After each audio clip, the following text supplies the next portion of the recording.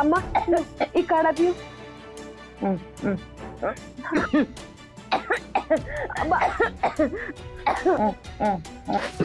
अम्मा बाबूजी आ गए। ये ले पिला दे। लो अम्मा।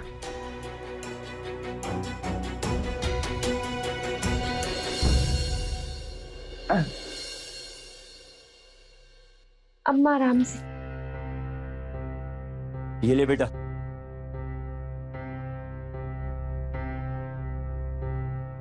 ये पूड़ियाँ अस्पताल से लौट रहे थे तो मंदिर में भंडारा चल रहा था तो वहां से ले ली। तूने कल से कुछ खाया नहीं है ना, खा ले। कैसी तबीयत है? बापू हाँ?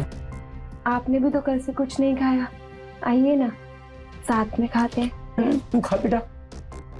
बापू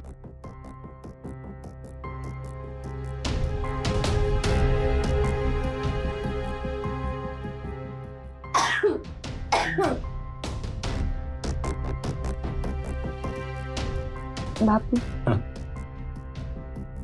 तू भी खा।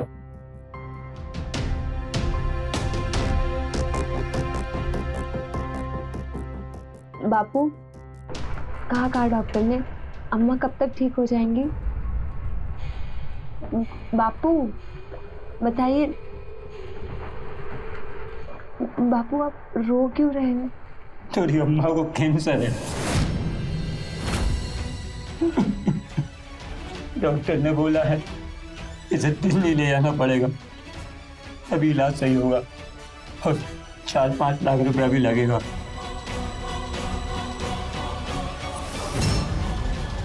बाप आप फिक्र मत करो, हम दोनों बहुत मेहनत करेंगे और खूब पैसा कमाएंगे और अम्मा का इलाज कराएंगे।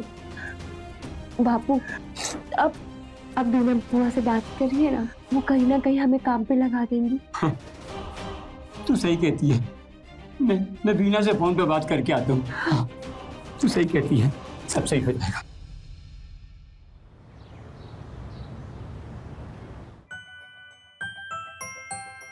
सुबोध बेटा चलो, जिद नहीं करते, जल्दी से बाहर आओ और दवा पी लो। तुम ना अगर दवा पियोगे ना तो पता है आपको मम्मा क्या देगी?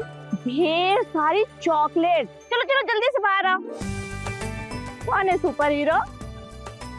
ये चलो अब दवा पिएंगे। चलो चलो चलो चलो चलो चलो चलो चलो चलो चलो चलो चलो जल्दी से मुंह खोलो। चलो सुबोध हट जाओ, सुपर हीरो आ गया।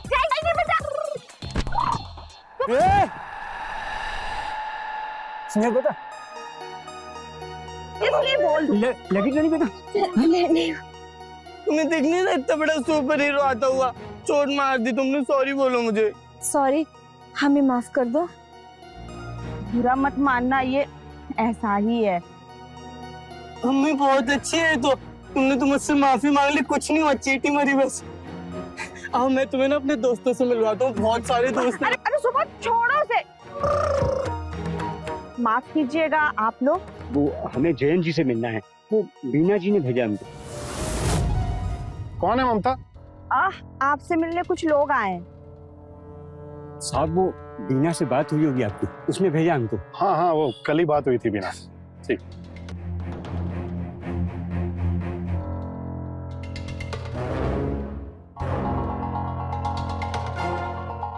सुबह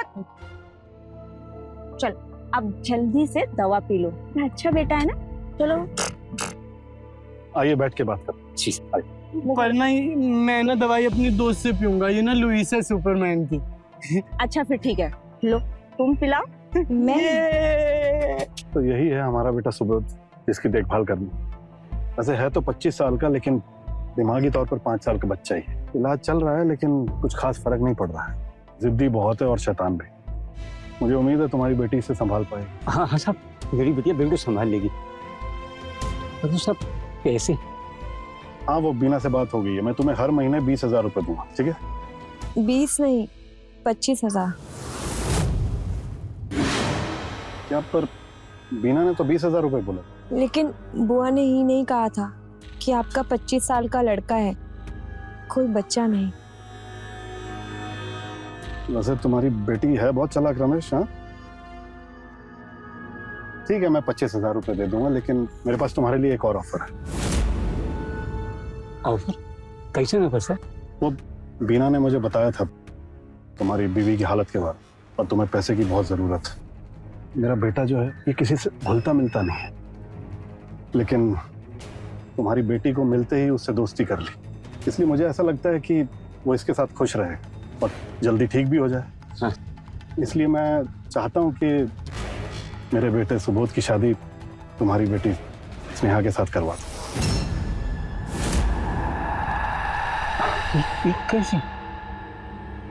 बदले में मैं तुम्हारी बीवी के इलाज का पूरा खर्चा उठाऊं। साहब, ये तो बिटिया का बेचने से सौदा हो जाएगा। मैं तो रिश्तेदारी की बात कर रहा हूँ और आप सौदे की बात कर रहे हैं।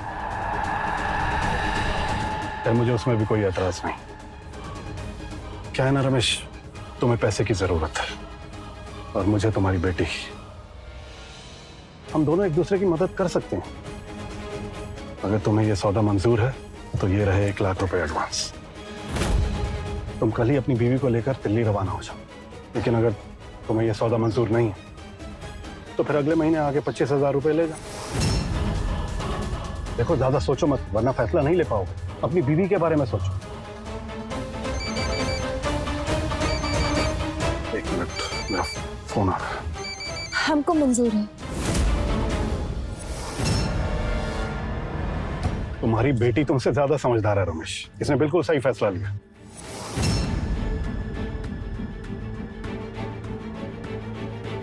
मैं आता हूं। हेलो बिटिया, ये तूने क्या किया? कुछ मत कहो बापू, आप बस अम्मा का इलाज करवा। अम्मा के खातिर तो हम अपनी जान भी दे दें। ये शादी कौन सी बड़ी बात।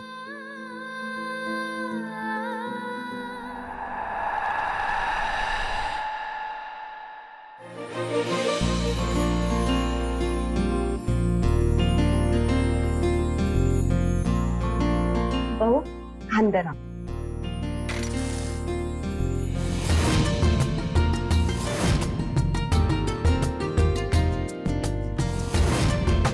पापा जी, हाँ? आपने कहा था कि अगर मेरे ना शादी करूंगा तो आप मुझे बहुत सारे खिलौने दिलवाओगे। कहाँ है मेरे खिलौने? बेटा तुम्हारे रूम में जाओ, जाके ले लो।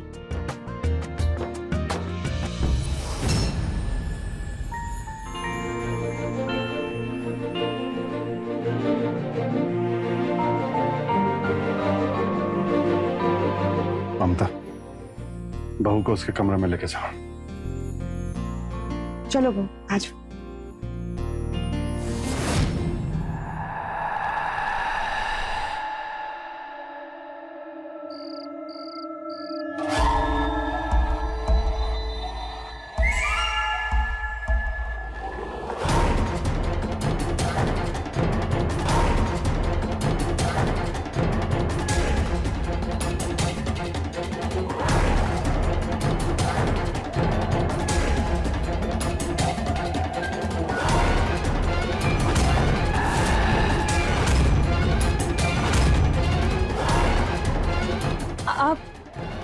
आप यहाँ?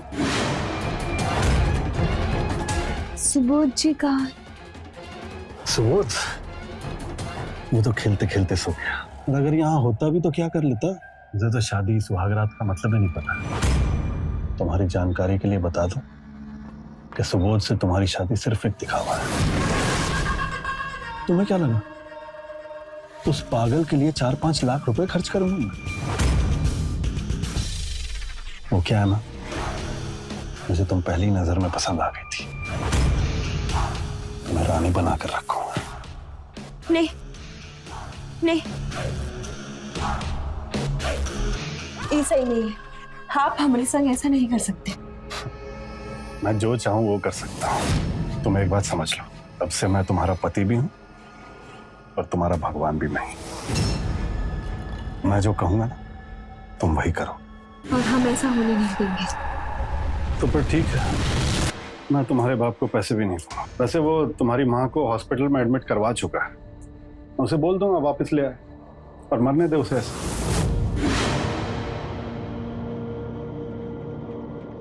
तेरी अम्मा को कैंसर है, डॉक्टर ने बोला है इसे दिल्ली ले जाना पड़ेगा, 4-5 लाख रुपया भी लगेगा।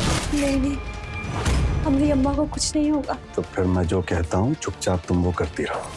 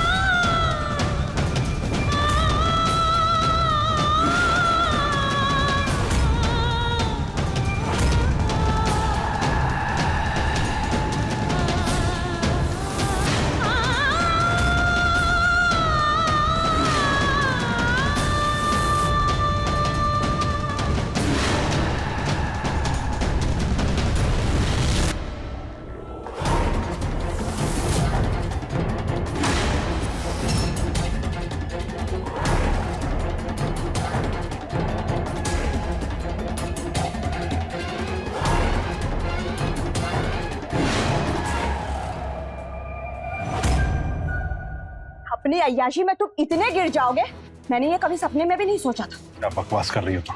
पिछली बार जो तुमने नौकरानी के साथ किया, उससे सबक नहीं मिला तुम्हें? अरे प्रेग्नेंट कर दिया था तुमने उसे।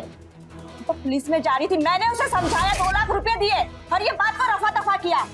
ये बातें यहीं खत्म करते हैं। ये सोच करके तुम सुधर जाओगे, लेकिन इस बार तो तुमने सारी हदें पार कर दी। तुम शायद भूल रही हो, 20 साल पहले ना तुम्हें सड़क से उठाकर इस घर में लेकर आया था, अपनी अय्याशी के लिए ना, और तुम्हारे उस पागल बेटे को भी अपनाया। तुम माँ बेटे को ऐशो आराम की जिंदगी दी और अब तुम मेरी बीवी बनने की कोशिश कर रही है। यह बात मैं हरगिज़ बर्दाश्त नहीं करूंगा, समझी? अगर अपना बुढ़ापा चैन से काटना चाहती हो तो अपने आंख, कान और मुंह को बंद रखो और पड़ी रहो किसी कोने में, वरना दोनों माँ बेटों को ना उठा के घर से बाहर फेंक दूं। बड़ी आई मुझे ज्ञान देने वाली, और आइंदा मुझसे इस तरह से बात मत करना, समझी?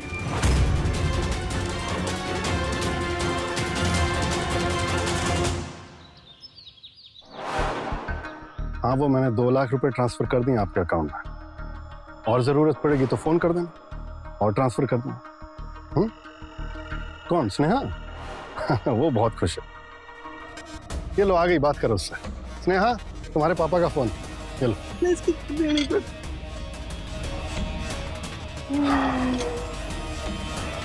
बोल रहे हैं तुम्हारी अम्मा का इलाज बहुत बढ़िया चल रहा है।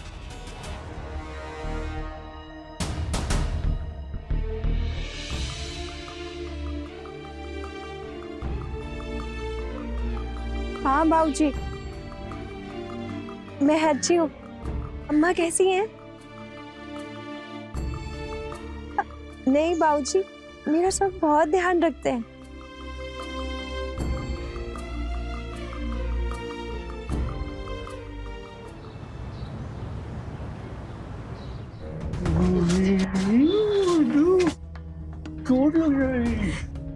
आ गए तुम लोग?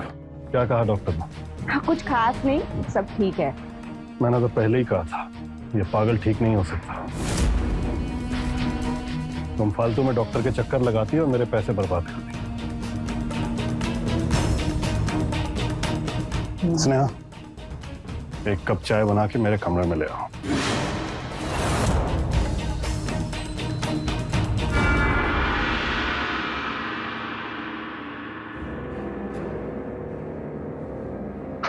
हाँ, वो तो ठीक है। अच्छा, मैं तुझे बाद में कॉल करता हूँ। हाँ?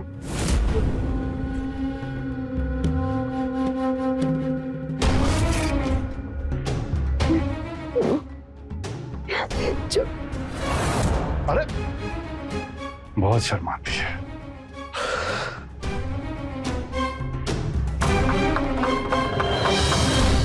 तो निकल पड़ी जैन, लगता है फिर से जवानी लौट आई।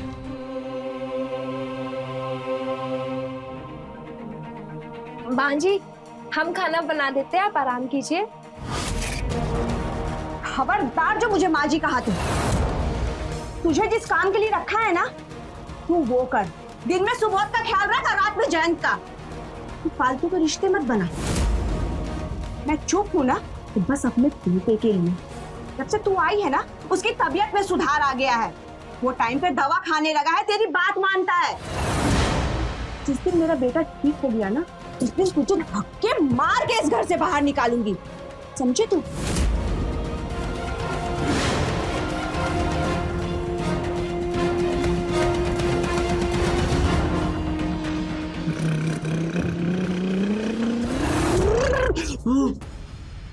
बैठो लुइस, सुपरमैन की गाड़ी में चलो।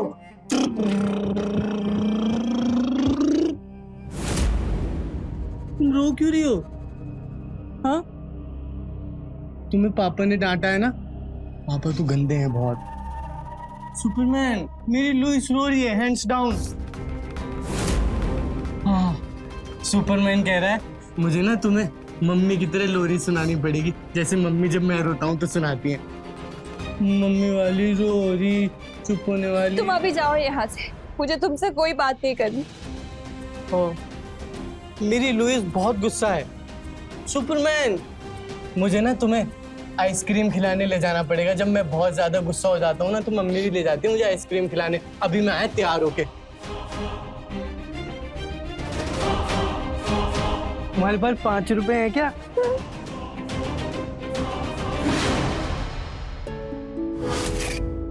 अरे चलो ना जल्दी, फिर आइसक्रीम भी खाना है।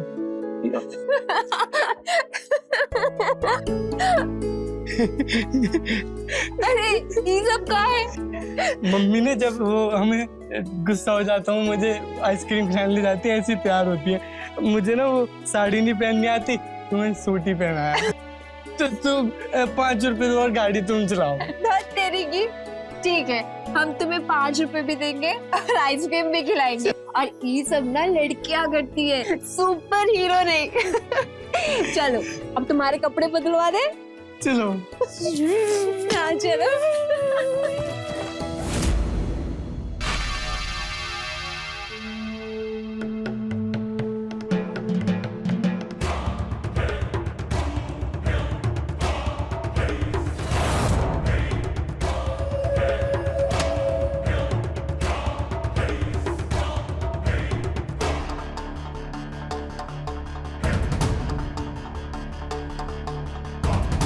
ये लो, इसे पहन के आ जाओ।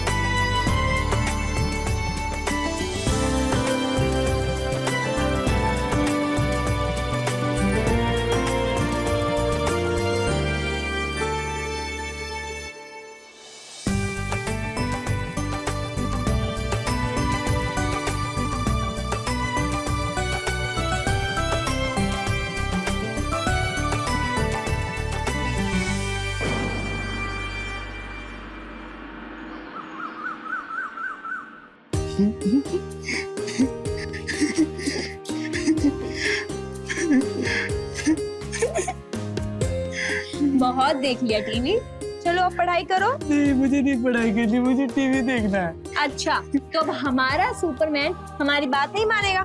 चलो पढ़ाई करो। मुझे नहीं पढ़ना। तो क्या करना है तुमको? मुझे सुपरमैन वाला किस करना है, ये क्या बोल रहे हो तुम? जैसे सुपरमैन करता है ना लुइस को। अच्छा, तो तुमको किस करना आता है? मैंने टीवी पे देखा है ना वो, जैसे कैसे? अरे हम पूछ रहे हैं, बताओ ना। चलो करके दिखाओ।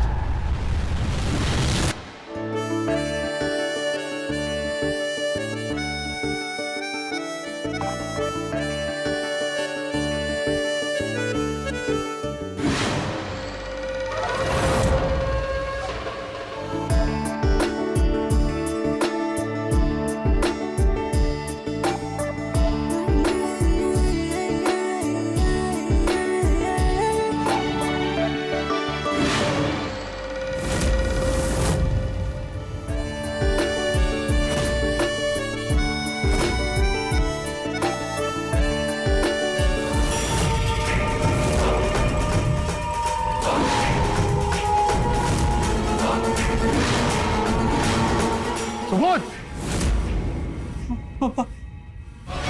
इतना बड़ा हो गया तू? हाँ, इतना बड़ा हो गया? हाँ? हाँ? ज्यादा बड़ा हो गया तू? ज्यादा बड़ा हो गया? पापा नहीं, इन्होंने कुछ नहीं किया, जो कर रहे थे वो हम कर रहे थे, ये कुछ नहीं कर रहे थे। अगर तुमने गलती की है ना, तो तुम्हें उसकी सजा मिलेगी। तुम्हें भी मिलेगी। ये क्या कर रहे हैं आप? तुम बीच में से हट जाओ। छोड़िए ना। हटो। बाहर कुछ लोग आए हैं आपसे मिलने के लिए, पहले आप उनसे मिल लीजिए, बाद में सब करते रहिएगा। देखिए उसको।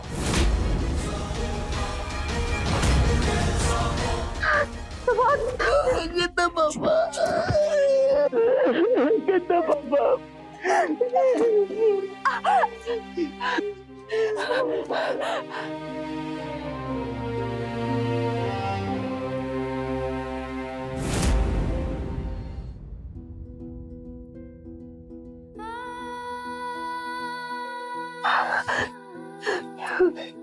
पापा ना बहुत गंदे हैं।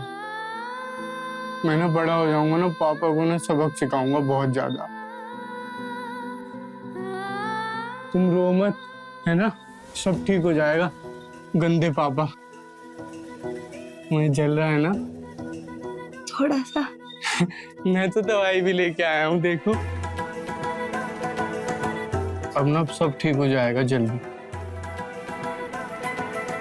चल रहा है, अब नहीं जलेगा। मैं ना फूंक मार देता हूँ।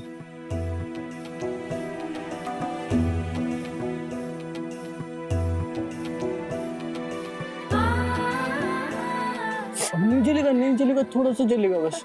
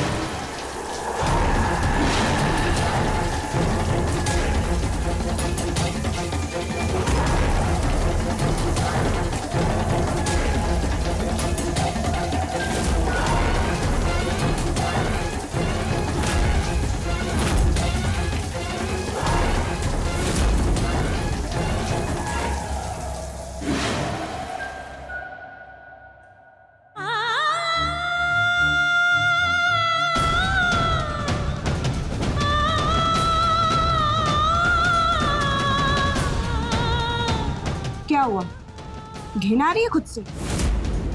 अरे इतनी ही दिक्कत है तो चली क्यों नहीं जाती है यहाँ से? अब तो तेरी माँ का इलाज भी हो चुका होगा ना, तो मौका देख के भाग क्यों नहीं जाती है?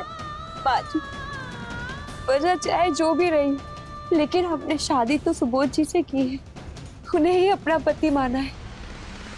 हम उन्हें छोड़कर कहीं नहीं जा सकते। तू बकवास बंद कर अपनी, सब समझती हूँ मैं। ये बीवी बनने का ढोंग ना जायदाद की नहीं कर रही है ना। ऐसी कैसी बातें कर रही है माँ जी? हम सच में उन्हें अपना पति मानते हैं, और अगर हमें जायदाद का लालच होता तो हम किसी भी अमीर आदमी से शादी कर लेते, सुबोध जी से नहीं। और अगर आपको हमसे इतनी ही दिक्कत है तो हम चले जाते हैं यहाँ से। लुइस, ये उड़ना नहीं कि बंद हो गया ये। तुम देखो कहाँ जा रही हो तुम? चलो मेरे साथ खेलने चलो। मम्मी, स्नेहा, क्या हुआ तुम्हें? स्नेहा, बोलो ना। स्नेहा, स्नेहा का घोट, स्नेहा, स्नेहा। दोस्त, उठ जाओ ना, उठो ना, उठ जाओ। मम्मी, स्नेहा उठ गई।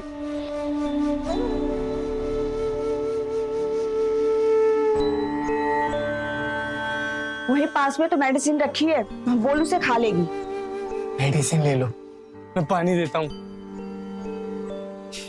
पानी तो है ही नहीं, मैं लेके आता हूँ।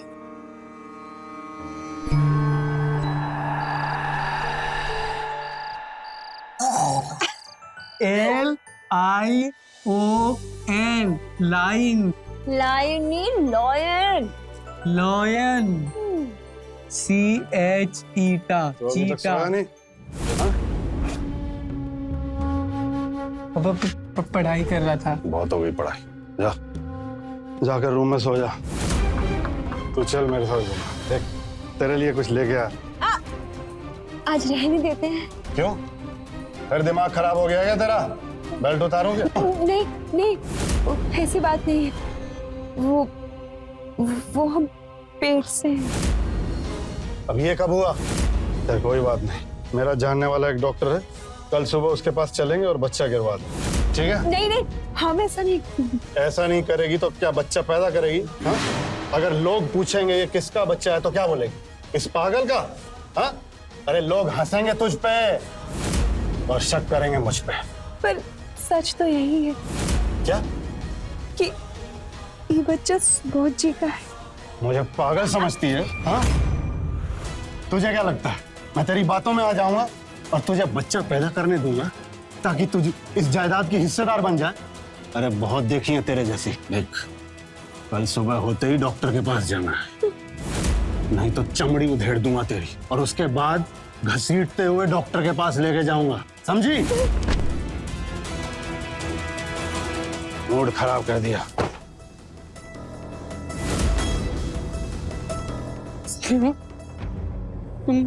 तुम ठीक हो ना?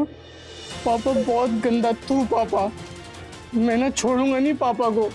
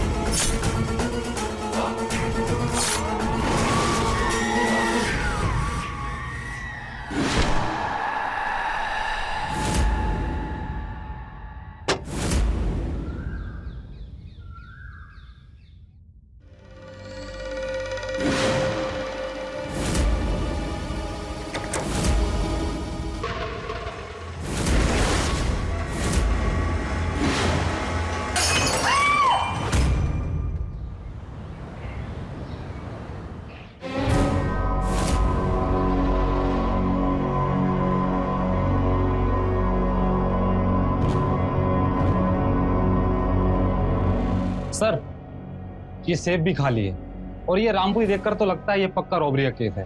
चोर चोरी करने आया होगा, ये जाग गया होगा और उसने इसकी हत्या कर दी। हो भी सकता है और नहीं भी हो सकता है। फिलहाल तो हम कुछ नहीं कह सकते जब तक पोस्टमार्टम की रिपोर्ट नहीं आ जाती। फॉरेंसिक टीम को इन्फॉर्म किया? जी सर।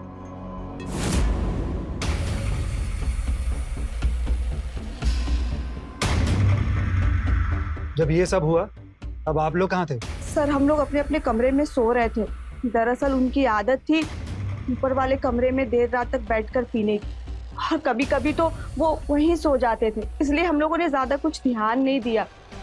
जब वह स्नेहा कमरे में चाय लेकर गई तो उसने ये सब देखा। वो कौन है? सर वो मेरा बेटा सुबोध है और ये मेरी बहू स्नेहा है। सर वो उम्र से तो बड़ा हो गया है लेकिन दिमागी तौर पे अभी भी वो 5 साल का बच्चा है। उसका इलाज चल रहा है लेकिन कुछ खास फर्क नहीं है। मिश्रा, मिश्रा, भले ही देखने में ये रॉबरी का केस लग रहा है पर इस फैमिली के साथ कुछ तो गड़बड़ है। इनमें से किसी को भी देखकर ऐसा नहीं लग रहा कि जयंत के मरने का किसी को भी दुख है। एक काम करो, इस पूरी फैमिली की जानकारी निकालो, आस पड़ोस वालों से पूछताछ भी करो और हाँ, इसकी बहू की पूरी जानकारी लो। सर।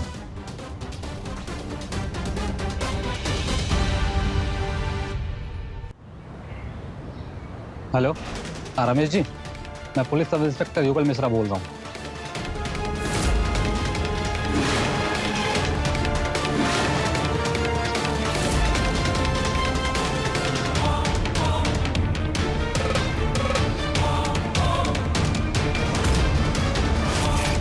ये बातें यहीं खत्म करते हैं। पर ये जयंत के परिवार के बारे में मैंने पूछताछ की। ये लोग देखने में इतने सीधे लगते हैं, अगर इतने सीधे हैं नहीं। वैसा ये जयंत एक नंबर का अय्याश आदमी है। कुछ महीनों पहले इसने अपने घर पे ही काम करने वाली मेड को प्रेग्नेंट कर दिया था। और जब उसने इसको धमकी दी कि पुलिस में जाऊंगी तो ममता ने 2 लाख रुपए देकर इस मामले को शांत किया था। अजीब बात है, एक पत्नी अपनी पति की अय्याशी पे पर्दा डाल रही है। सर वो उसकी पत्नी है ही नहीं। दरअसल 20 साल पहले ये माँ बेटी को अपने साथ अपने घर ले आया था, तो तब से ये दोनों उसी के साथ हैं। क्या? इसका मतलब सुबोध जयंत का बेटा है ही नहीं? नहीं सर। सर मैंने उसके डॉक्टर से पूछताछ की तो डॉक्टर ने बताया जब से इसकी शादी हुई है, जब से इसकी हालत काफी तेजी सुधर रही है। और उसकी बीवी, उसके बारे में कुछ पता किया? उसकी बीवी बहुत गरीब परिवार से है और मजबूर भी है क्योंकि उसकी माँ को कैंसर है, उसका इलाज चल रहा है और सर उसके इलाज का पूरा खर्च जयंत उठा रहा है। पर ये जयंत इतना दरिया दिल तो था नहीं। सर दरअसल उसने स्नेहा के बाप से एक सौदा किया था। मेरे बेटे सुबोध की शादी तुम्हारी बेटी स्नेहा के साथ करवा दो। कैसी? बदले में मैं तुम्हारी बीवी के इलाज का पूरा खर्चा उठाऊं। तो स्नेहा और उसके बाप ने ये शर्त मान ली। पर ये जयंत सुबोध पर इतना मेहरबान क्यों था? हो सकता है जयंत ने अपनी अय्याशी के लिए स्नेहा से सुबोध की शादी करवा दी क्योंकि स्नेहा मजबूर थी, वो इसलिए चुप रही। हो सकता है सर। और ये भी हो सकता है कि स्नेहा ने जयंत की तिजोरी में गहने माल देखा हो तो सोचा हो ये हम लेके भाग जाते हैं कहीं, और जब वो अपनी वारदात को अंजाम दे रही होगी शायद जयंत जाग गया हो और इन्होंने हड़बड़ी में जयंत का मर्डर कर दिया हो। और ये भी हो सकता है कि स्नेहा ने ये काम किसी और से करवाया हो। खैर जो भी हो, वो चाकू हमें असली कातिल तक पहुंचा सकता है। तुम एक काम करो, वो चाकू ले जाकर आसपास के दुकानदारों को दिखाओ। हो सकता है वो चाकू वहां से किसी ने खरीदा हो।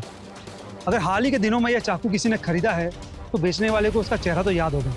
और हो सकता है दुकान में सीसीटीवी भी लगाओ और उस खूनी का चेहरा भी आ गया हो। सर पर हाँ, उस पोस्टमार्टम रिपोर्ट का क्या हुआ? कब तक आएगी? सर शाम तक आ जाएगी वो। ठीक है। सुबह बहन को कोई नहीं पकड़ सकता। अरे रुको। मम्मी मम्मी मम्मी मम्मी चलो आप भी खेलो, बहुत मजा आएगा। हाथ छोड़ो मेरा। माँ जी खेल लीजिए ना, इतने प्यार से बोल रहे हैं। तुम लोग ना बहुत जिद्दी हो। अच्छा चलो चलो। अरे लग जाएगी।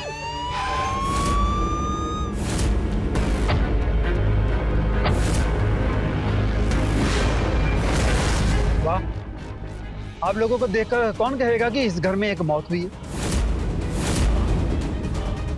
सर वो सुबोध जिद कर रहा था इसलिए। आप तो जानते हैं ना सुबोध की मानसिक हालत सही नहीं है। जानते तो हम बहुत कुछ है ममता जी, और जो नहीं जानते वो अब आप हमें बताएंगी। मतलब? हमें सब पता है कि जयंत को किसी और ने नहीं बल्कि तुमने मारा है।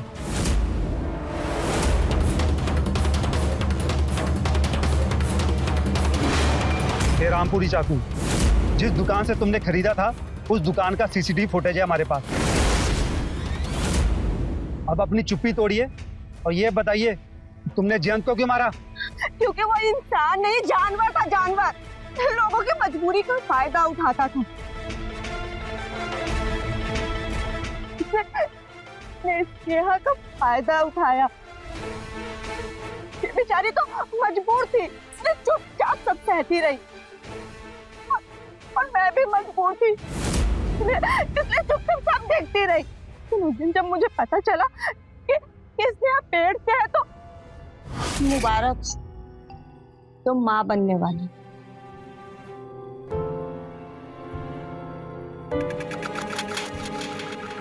ज्यादा खुश होने की जरूरत नहीं है। अगर जयंत को पता चलेगा ना कि तुम्हारी कोख में उसका बच्चा पल रहा है तो वो गिरवा देगा।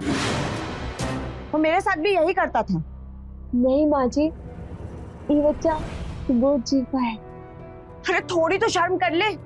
मेरे मासूम से बच्चे को इसमें क्यों घसीट रही है? अरे उसकी क्या गलती है? माँ जी हम सच कह रहे हैं, ये बच्चा सुबोध जी का ही है। हम मम्मी की कसम खा के कहते हैं, हम अपने होने वाले बच्चे की कसम खा के कहते हैं माँ जी, ये बच्चा सुबोध जी का ही है। स्नेहा की बातें सुनकर मुझे यकीन हो गया था कि ये सच बोल रही है। लेकिन मैं जानती थी कि जयंत इस बच्चे को गिरवा देगा। ये मैंने ठान लिया था कि मैं उसे नहीं छोड़ूंगी, मैं उसे मार दूंगी।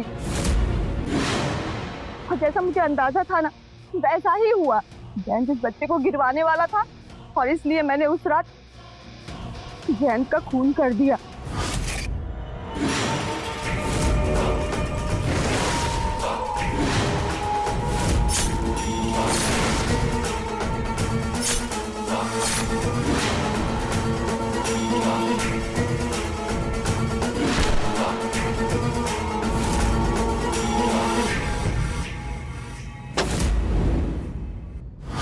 और अगर मैं उसे नहीं मारती तो वो ये बच्चे को गिरवा देता, इसलिए मैंने उसका खून कर दिया।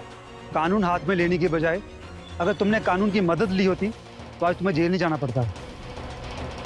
कांस्टेबल अरेस्ट करो इसको। नहीं नहीं, मेरी मम्मी ने नहीं कुछ किया, मम्मी को मत लेके जाओ। नहीं बेटा, मम्मा ने गलती किया है ना तो मम्मा को उसकी सजा मिलेगी ना।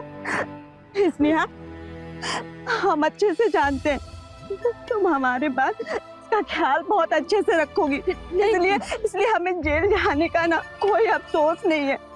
इंस्पेक्टर साहब चलिए। नहीं नहीं नहीं, कहीं नहीं जाए तुम मम्मा को। हेलो, हाँ ठीक है सर, वो जयंत की पोस्टमार्टम रिपोर्ट आ गई है, आपको मेल की है, एक बार देख लीजिए।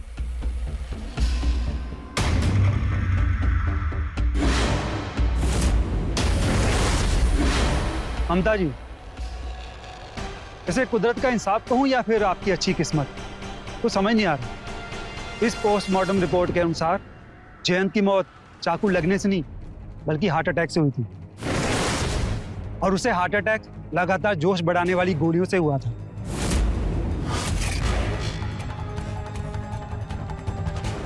आपके चाकू मारने से पहले ही वो मर चुका था।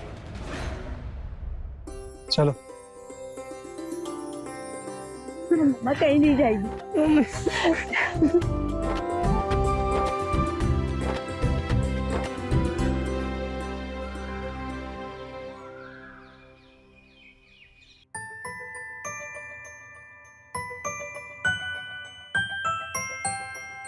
सुबोध जी, सुबोध जी, आपने अपनी दवाई नहीं ली। सुबोध जी, आज तक तुम्हारे हाथ से खाता आया हूँ, आज खुद कैसे खा लेता। अब आप बच्चे नहीं रहे, बड़े हो गए हैं, तो अपना काम खुद कीजिए। अच्छा, अपना काम खुद तो कर लेंगे, लेकिन उससे पहले मम्मी जी आ गई तो? मम्मी जी गई हैं मंदिर, मुन्ना को लेके 1 घंटे बाद लौटेंगी।